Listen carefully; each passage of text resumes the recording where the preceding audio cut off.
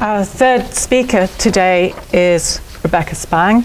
She is Professor of History at Indiana University, where she directs both the Liberal Arts and Management Program and the Center for 18th Century Studies. She's the author of no less than 2 prize-winning books, both published by Harvard: The Invention of the Restaurant and Stuff and Money in the Time of the French Revolution. But she has said to me her insights into the place of emotions in politics in the French Revolution stem largely from having spent 2016 to 17 as faculty president. So read that as you like. Her title today, slightly changed title, is Frustration, a Revolutionary Emotion? ? I think the question mark is significant. Thank you. Thank you, Marissa. I want to begin by quoting a letter that a revolutionary, Théodore Vernier, sent from Paris to his constituents in a small city in southeastern France. "Imagine the torture," he wrote. "We work for 10, 12 hours a day, and we get nowhere. Is there anything more cruel?" Vernier wrote that letter in late August 1789. And over the years of national political involvement that followed, he served in the Constituent Assembly, the Convention, including as a member of the Thermidorian Committee of Public Safety, and for 4 years in the Conseil des Anciens. Vernier's torture would become only more acute. So when Tim and Ian invited me to join this panel, I therefore eagerly accepted. I'm not particularly versed in the history of emotions, but my research for Stuff and Money had left me with lots of material about men like Vernier and the frustrations they faced in the course of the Revolutionary decade. So the abstract I submitted stated, quote, "This paper turns from the heights of love, hate, terror, fear, and sacrifice, those dramatic, intense emotions either felt by prominent national figures or used to describe particular events, to which historians of the Revolution have been especially drawn, to the more mundane feeling of frustration. Focusing on frustrations experienced and expressed by department and district level officials, the paper explores the emotional effects of living through a decade in which an administrative new normal never took shape. Based on research in departmental archives, it insists that ordinary people and nobodies have revolutionary feelings as well." So putting those two elements together, the frustrations of national and local administration and the history of emotions, has yielded, I think, some unexpected insights, and I'll get to those soon. But let me first give you some sense of the archival sources, and for those of you who are here for the emotions and not for the revolution, a little bit of their context.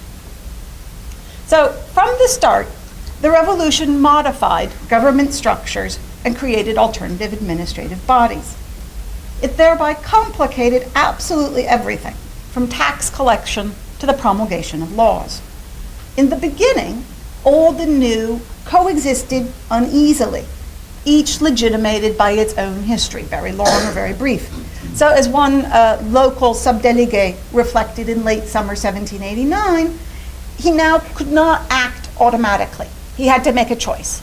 He could either pass the decrees he was receiving from Paris to the, quote, legally constituted but currently powerless city government, or he could send them to the completely self-appointed revolutionary municipality, which enjoyed the sometimes violent support of the local population.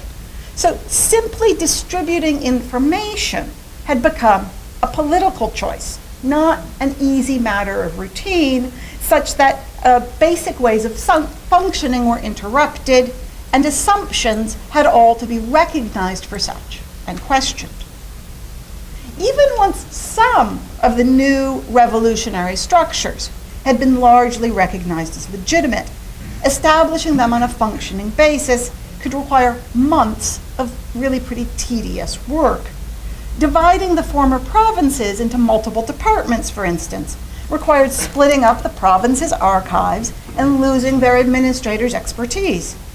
In Besançon, just one example, commissioners from the 3 départements into which the former province of Franche-Comté were divided gathered for 2 months to sort the papers accumulated by the province's intendant and the offices of the local parlement. Writing back to their colleagues in the departmental directories, one group wrote, "Well, we have not found the military office to be as, organized, and it's going to be much worse when we get to the archives. We really don't know which way to turn or where to start with this enormous quantity of paper." Nervously observing decisions taken by some of their colleagues, in the Doubs, separate lists of cantons and municipalities had been printed. Do you think we should do that? Should we have separate lists? Or should we just have one list and put all the towns in alphabetical order? These are the sorts of questions that the representatives from the Jura asked their contacts in the departmental directory, and they eventually rejoiced when a decision from the National Assembly transformed their own inaction. I mean, they're really sort of paralyzed by how many lists are we going to make? What are we supposed to do next? Turned this into deliberate caution. "You should congratulate yourselves," they wrote. "Based on the reply we have had from the Constituent Assembly, we were right to delay doing anything." And yet at the same time, there was so much to be done. Taking their cue from a steady stream of circulars sent from Paris, department-level officials, over the course of the revolution's first year, picked up a combined, but fundamentally difficult to reconcile, imperatives: speed and thoroughness, passing them along to district and municipal administrators. So in one department, district officials were told that 4 interrelated projects, each somehow relevant to completing the tax rolls, collecting reactions to the proposed delineation of departments and districts, compiling population figures, collating municipalities' bids for the biens nationaux, and producing a full list of biens available in each district, they were all equally urgent. Quote, "These major tasks overlap so much with each other," admitted the administrators of the Meurthe, "that it seems they must all be done first." Fiscal urgency, even in the comparative domestic and international calm of September 1790, made it impossible to establish priorities. And yet, just a very few months later, the exact same set of administrators were again writing to the districts to do just that, reminding them that, quote, "The operations indicated in the National Assembly's directions follow each other in an order that must not be altered. It is necessary, therefore, that you complete the first, and then the second, and so on, never moving to the next until you have entirely finished all the previous tasks." So now, just a few months later, outlining 8 apparently distinct steps. Remember, there had been only 4 just a few months earlier. The new instructions cross-reference documents giving models to be followed in drawing up the paperwork which had to be completed for each stage, both as part of the process and to attest that it had been completed and it was now time to move on to the next stage. Even when genuinely supportive of the revolution, the men on the receiving end of these directions found themselves stumped when it came to putting policy into practice. Quote, "Are we really supposed to draw up the tax rolls on the basis the Assembly has decreed?" asked a member of the Montauban municipal government in late 1791. Now, the writer's revolutionary credentials are unimpeachable. His serious of purposeness was well known. A former Protestant pastor, he was elected to the convention the following year and spent the year 2 as the Committee of Public Safety's expert on naval matters. Nonetheless, when trying to make sense of the new rules and regulations for tax assessment, Jambon Saint-André could only conclude that it would be an absolute physical impossibility to follow them. A month later, in one of his regular letters to a member of the Legislative Assembly, he noted in a postscript that while new regulations meant it would take at least a year before tax rolls could be compiled and verified, quote, "There is talk of taking steps to force us to collect taxes. The first step, he added testily, would be to make it possible for us to do so. So popular culture, and I'm sad to say even some works of scholarship, would have us believe that men such as these spent the year too imprisoning innocents and or themselves facing the guillotine. And some certainly did. But many others passed their time in unheated, barely lit offices, struggling to compile tax rolls or counting and recounting stacks upon stacks of demonetized assignats.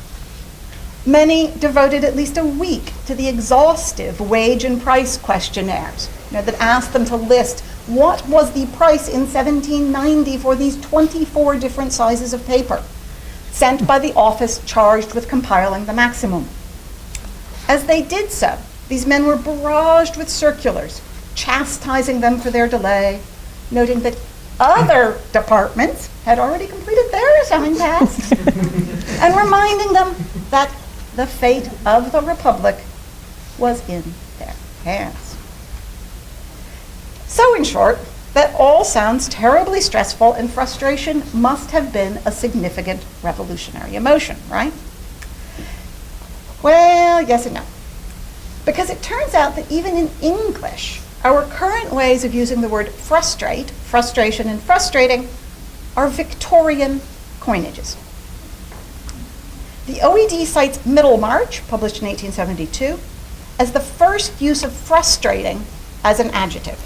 Quote, Lydgate was feeling the hampering thread-like pressure of small social conditions and their frustrating complexity, while another of George Eliot's novels gives us the first documented use of a look of frustration. Before that time, frustrations were closer to being deliberate schemes. 16th century text proposes dallying with an enemy by means of, quote, crafty secret frustrations. And, of course, when foiled, these frustrations could themselves be said to be frustrate or frustrated. So the OED for the 16th and 17th century gives examples of ambitions, ends, and designs, all of which were frustrated. As for French usage, it is even more rare and less relevant. The Encyclopédie, for instance, uses frustré only 6 times, nearly all in a loosely contractual context. The king should not be frustrated of tax revenue. A creditor under Roman law could find himself frustrated of his collateral. Suicide frustrates God's intentions. And déçu is used in the Encyclopédie even less. And so a fast consultation of Google Ngrams suggests that frustration may indeed be a revolutionary feeling, but its status as an emotional and psychological state owes far more to the Freudian revolution than to the French one. So in the 1930s and 40s, as psychoanalysis becomes part of the educated layperson's vernacular, we begin to see widespread references to the frustration of certain basic human drives, or to the frustrations, the discontents of life and civilization more generally. And this sort of 20th century sense that it's only really in the 20th century that frustration becomes an emotion may be supported by 2 further tangential pieces of information. Spanish, Italian, and I'm told Japanese all borrow the word frustration from English in the 20th century. And the legal doctrine of frustration, which is the idea that if, due to circumstances outside the control of either of the contracting parties, a contract cannot be filled because of impossibility of purpose, the contract is then null and void. That has roots in Roman law, which said that if you had promised to deliver a horse or a slave at a certain date and the horse or slave died before then, you were no longer responsible for fulfilling your contract. But that gets called the legal doctrine of frustration only in 1903. So returning to the French context, you could reasonably object that frustré and frustrant are not really synonymous with frustrating or frustrated as we use them in English. So what of some other likely terms, such as vexation or embêtement? The first, in 18th century usage, occurs chiefly in legal and administrative contexts.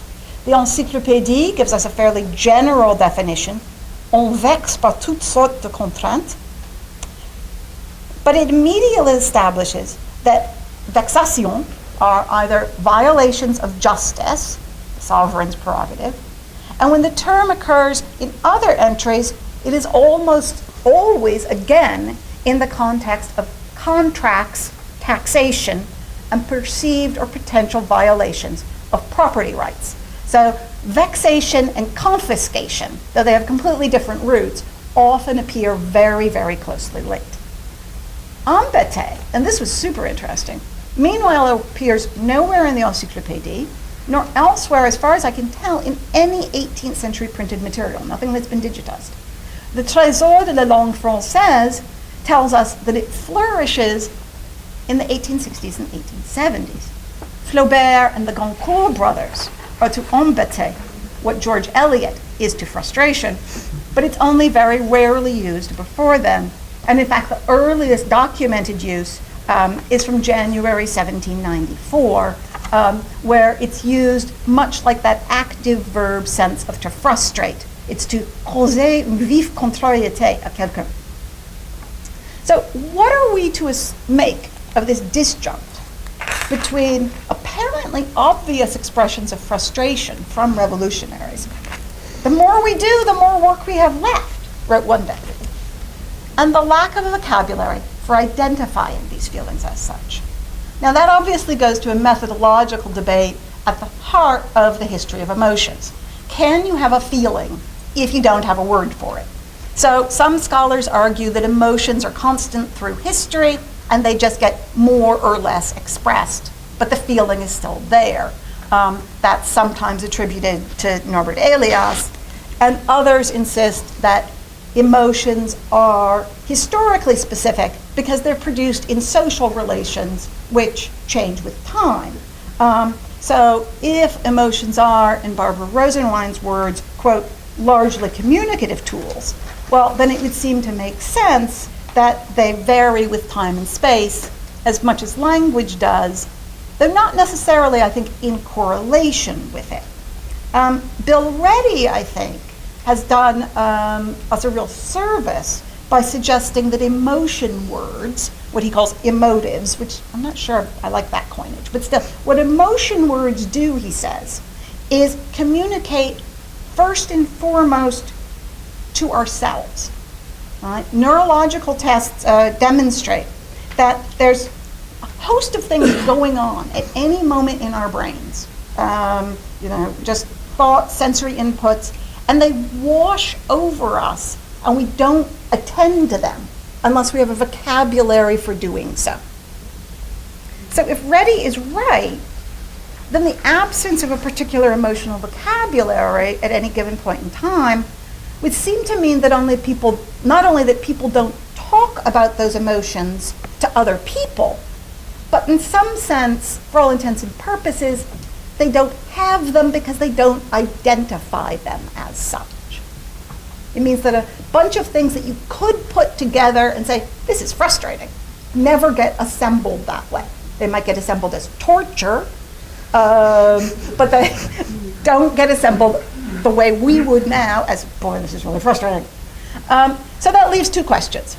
One is about what happened in the 1860s and 1870s, that those things came together on both sides of the channel. And I'm going to leave that to somebody else to figure out. And for now, I want to conclude with a few thoughts and evidence related to a second question. If administrators and representatives weren't feeling frustration, what were they feeling? So let's go back to Jambon Saint-André's letters from 91 to 92, which he was writing to Marc David Lassource, a fellow Protestant whom he had known for many years and who had recently been elected to the Legislative Assembly from a neighboring département. Jambon Saint-André's letters are full of emotives, and quite self-conscious ones at that, he begins, for instance, by saying, "It is difficult to express the pleasure I felt in seeing your name published in the papers." And he ends all of his letters with various heartfelt expressions of best wishes, amitié for various family members, etc. Similar statements and related indicators of friendship, respect, and in Ian's sense of the word, enthusiasm, they go all the way through the correspondence. Panic doesn't, though fear and concern are certainly present. And while the content of those fears and concerns are certainly specific to the revolutionary moment, refractory priests were not a source of concern a decade earlier, obviously enough. But what I really want to get at here is how Saint-André and the other members of the Montauban municipality eventually end up dealing with them. So in the November 1791 letter I cited earlier, Saint-André explained that he and his colleagues were very eager to get the taxes for that year collected, but their predecessors in municipal government had divided the commune into such large sections that the commissioners appointed to survey and update the tax rolls had failed at their tasks. Some had further divided their quite large sections into subsections, but not been able to finish them all, while others had tried to do their entire division at one go. Quote, "They ran from one end of their section to the other and back and forth across it, getting nothing done." Moreover, each of these local commissioners sent to see how have things changed in the past year and how do we have to assess taxes differently, had interpreted the new laws slightly differently. The overall effect, Saint-André said, was that resulting rolls were useless, and the municipality had sadly concluded, quote, "Nous avons eu la douleur," that they would have to be redone completely. So sadness, pain, no tax rolls. And since there evidently was no time to redo them by the end of 1791, he's writing in November, the municipality petitioned the assembly to be allowed to use the existing rolls from 1790. Quote, "They are reasonably exact, and we can always allow for refunds or additional payments once anything else is known." A fortnight later, pleased at his correspondent's support for this suggestion, Saint-André wrote, "If the measure we have solicited were to be sanctioned by a decree, we could certainly respond by getting the taxes collected very quickly.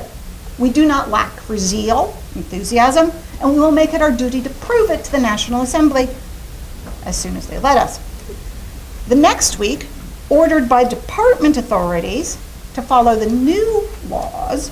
So remember, the key thing to know here is that the laws decreeing the exact form of the contribution mobilière, foncière, and the patent had not been passed at the time that 1790's taxes were collected. So 1791 is a completely different basis from 1790, even though we're still under the Constituent Assembly.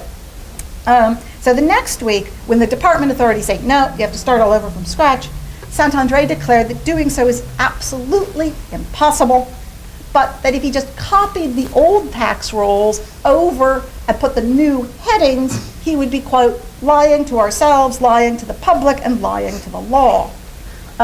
Explaining what he saw as unnecessary intransigence on the part of the département, he added, writing still to La Source, quote, "I like to think the directoire of the department is no stranger to patriotic principles. Surely they would not have wanted to increase the burdens on our administration, but probably they thought they could not depart from the law. And so if the legislative assembly would simply decree the 1790 rolls could be used for one more year, then everything would be fine. And after all," he added, "why does it matter to the assembly how a municipality divides up and collects taxes? As long as the division is fair, the collection prompt, and our set amount finds its way to the national treasury." 6 weeks later, so more than 2 months after they had sent their petition, the assembly categorically rejected the proposal. Thanking his correspondent for his efforts, Saint-André announced the work would still nonetheless be quickly finished. Quote, "Because we will try less to observe all the law's requirements than to make it appear that we have done so." So I've quoted this correspondence at length because it describes a situation that I think any one of us would call frustrating. Yet that vocabulary and a host of related emotions is largely absent from it.